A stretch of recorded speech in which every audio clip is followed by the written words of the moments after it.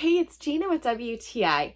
And if you're into creating stained glass masterpieces, or maybe you're just starting out like I am, then you know that you need good 60/40 solder to use. I got this 3mm solder from HengTianMei, and I'm really pleased with it. I am completely self-taught, and for me, there was a little bit of a learning curve in order to understand how to use a solder, but that's completely on me.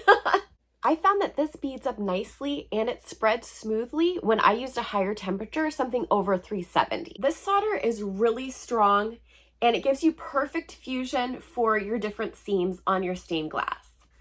So this is 60% tin and 40% lead, and that is really good for your stained glass projects. You're going to want to make sure that you do wash your hands after use per the manufacturer's recommendation. Using the solder has been great. It's definitely helped me in my stained glass creation journey. I think that you're going to love it too, and that's my point of view.